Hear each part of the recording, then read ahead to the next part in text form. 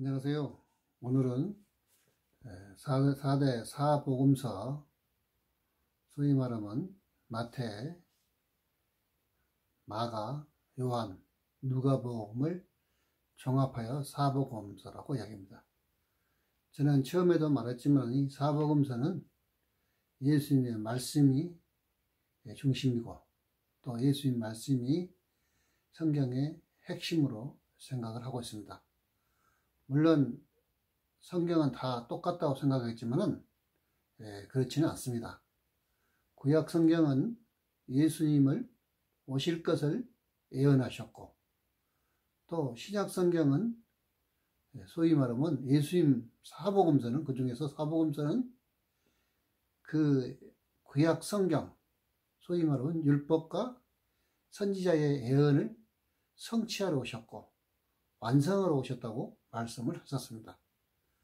그리고 예수님 이후에 소위 말하면 보혜사 성령님을 보내서 보혜사 성령님이 지금까지 우리에게 역사를 하고 계시고 앞으로도 또 역사를 하시겠지만, 그 성령님은 예수님이 가르친 말씀, 예수님이 가르친 말씀을 기억나게 하고 또 우리를 가르치는 성령의 역사를 말씀을 하시고 있습니다.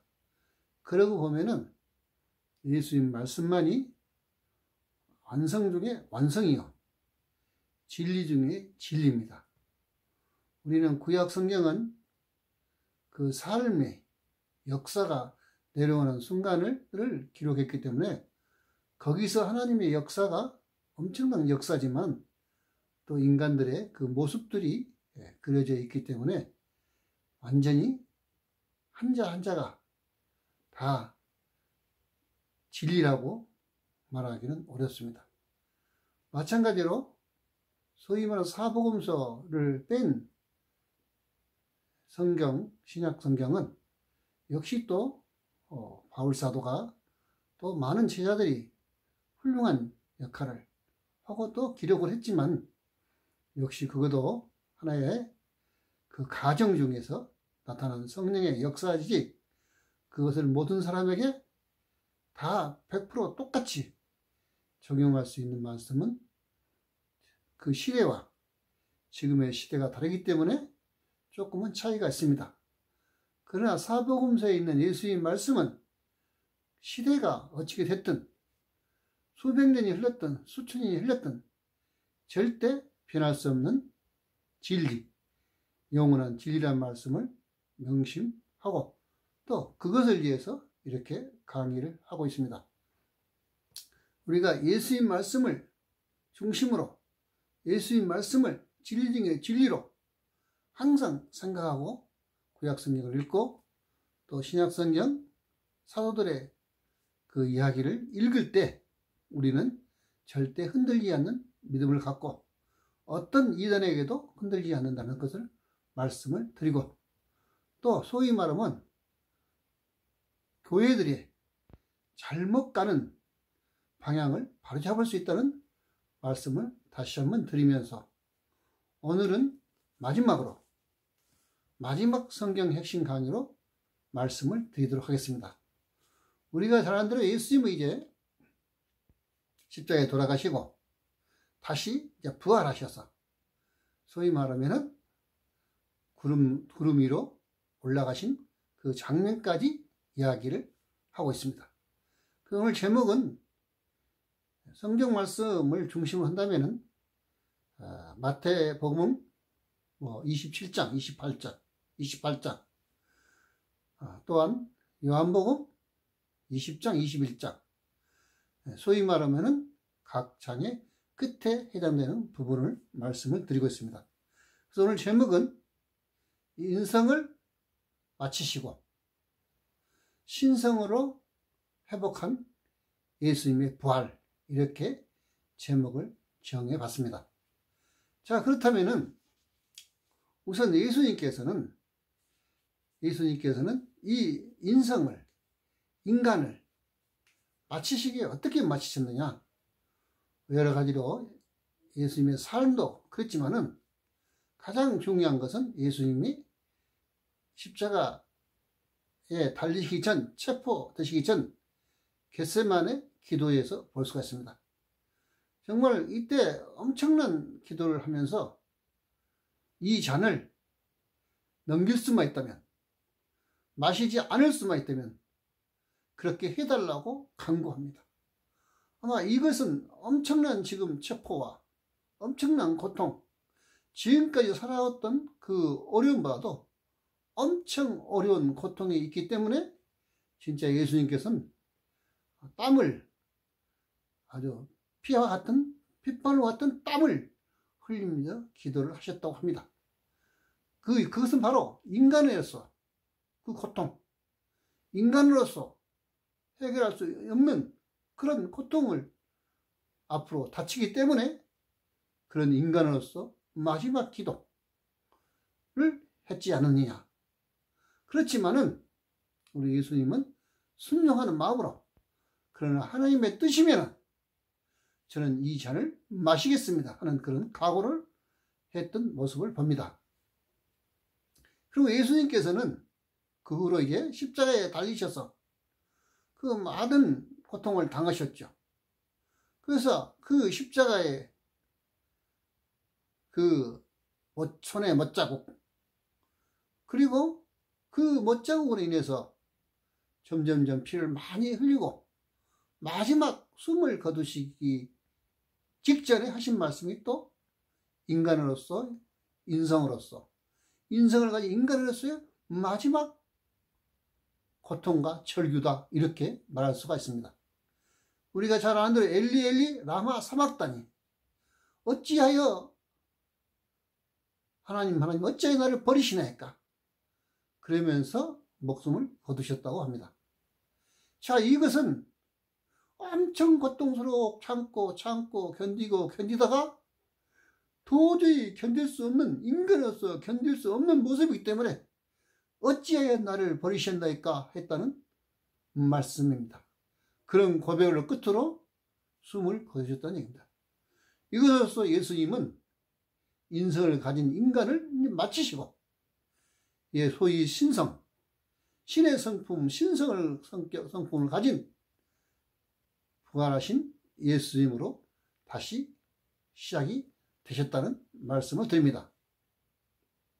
예수님께서 부활하실 때는 많은 사람들을 만났는데, 첫 번째는 우리가 잘 아는 대로 막달라 마리아를 만났습니다.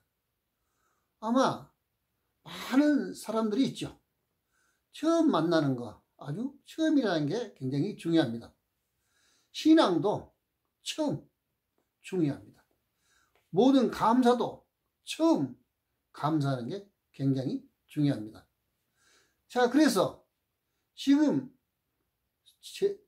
소위 말하면 12사도도 아니요, 또 그런 아주 중요한 사람도 아닌데, 평소 예수님이 계실 때에 소위 말하면 7개 신을 들린 막달라 마리아가 예수님으로부터 치료를 받고 나서 여러 번 예수님의 몸에 향유를 부었다는 큰 사건들이 바로 이 막달라 마리아를 통해서 이루어졌습니다.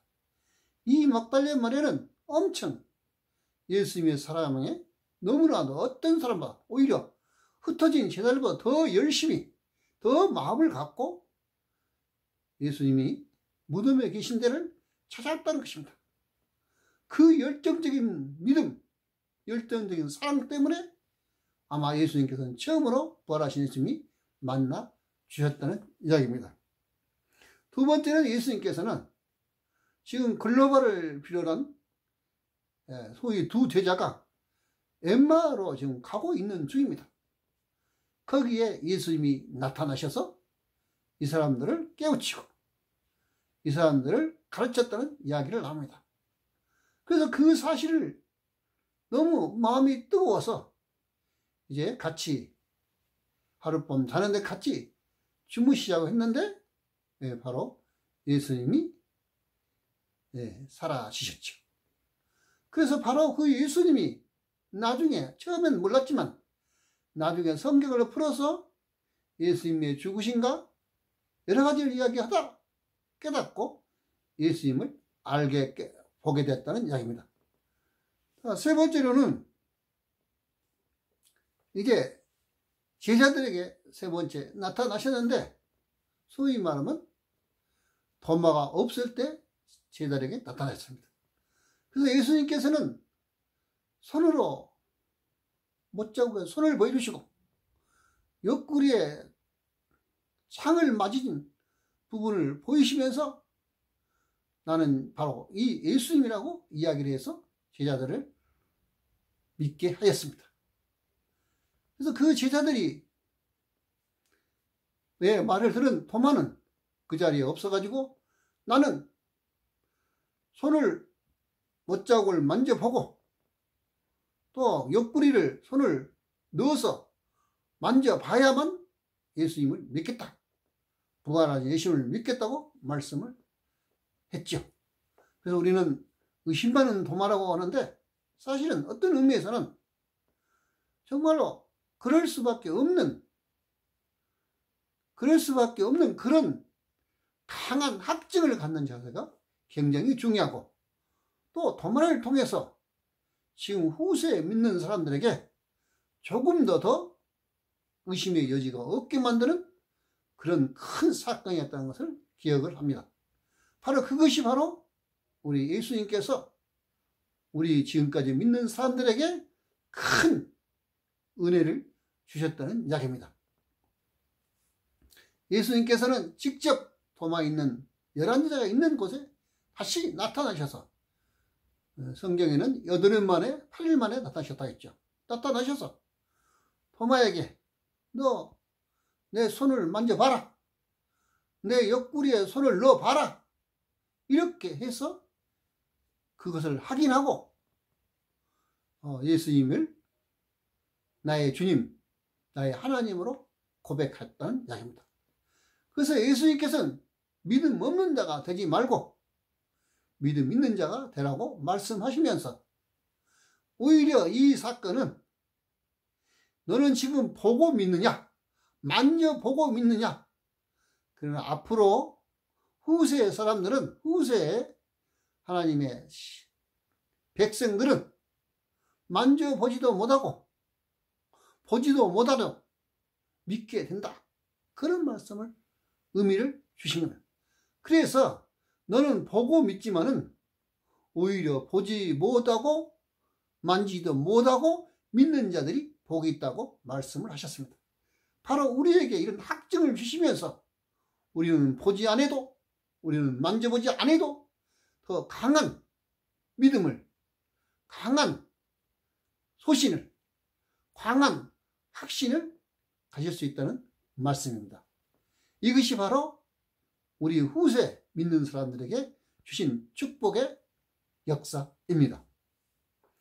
그리고 그럼에도 불구하고 예수님이 떠나고 나서, 그 자리에 떠나고 나서 소위 말하면 11제자는 어떤 일을 했느냐, 아마 이 11제자가 흩어져 버렸어요.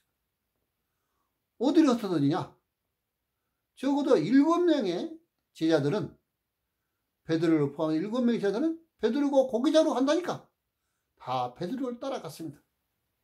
아무리 하나님을 만나 뵙고 부활하신 예수님을 만나 뵙고 이런 것을 했다고 할지라도 방향과 목표가 없으면 다시 옛날에 그 본업, 옛날의 생각으로 다시 돌아간다는 사실입니다. 어쩌면 방향을 알지 못한 그런 순간일 수도 있었죠.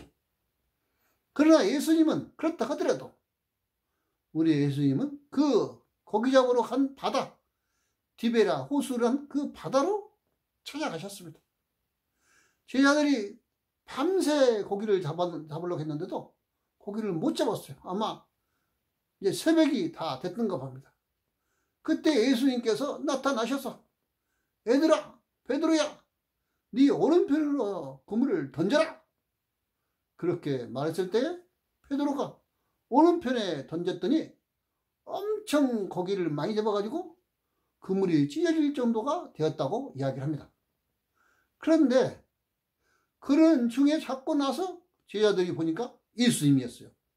그래서 예수님이 지금 예수님이시다 하니까 베드로가 깜짝 놀라가지고 아마 여름이었던 거죠. 겉옷을 다시 입고 바다로 풍덩 뛰어내려서 예수님을 만나러 육지로 왔다는 이야기입니다. 예수님은 이미 거기에 준비를 하시고 불을 준비해 있어서 생선을 좀 가져오너라. 거기서 굽고 또 예수님이 이미 빵을 준비해서 소위 말하면 그 제자들에게 아침밥 저반을 주시면서 이야기를 하셨습니다. 거기서 예수님께서 베드로에게 하신 말씀이 바로 3번 확인하시죠. 베드로에게 정말로 나를 사랑하느냐? 정말로 나를 사랑하느냐? 정말로 나를 사랑하느냐? 하는 질문이었습니다. 그럴 때 베드로는 사랑한다고 하니까 주님께 다 아시지 않아요? 나는 사랑합니다. 라고 했을 때 내 어린 양을 먹여라. 내 양을 쳐라. 내 양을 먹이라고 말씀하셨습니다. 이것은 누구에게 하신 말씀입니까? 바로 베드로와 그 제자들 그리고 그 후에 믿는 우리들을 포함한 우리들에게 하신 말씀입니다. 예수의 말씀처럼 어린 양을 먹이고 어린 양을 가르치고 양육하고 어린 양을 다시 성장시킬 수 있는 우리들이 되어야 한다는 이야기입니다. 그리고 이제 예수님께서는 마지막 갈릴리에서 바로 많은 성도들이 수백 명의 성도들이 보이는 가운데 하늘나라로 올라가셨습니다. 올라가서 하신 말씀이 내가 이렇게 올라간 대로 다시 마지막에도 이렇게 다시 이런 모습으로 오실 것이라고 말씀을 하십니다. 많은 사람들이 보는 또 들리는 천군 천사가 함께하는 구름 타고 오시는 예수님이 다시 재림하는 모습입니다. 그 외에 다른 이야기를 하는 것은 전부 다 이단이고 있을 수 없는 이야기라는 것을 깨닫기를 바랍니다. 그동안 감사했습니다.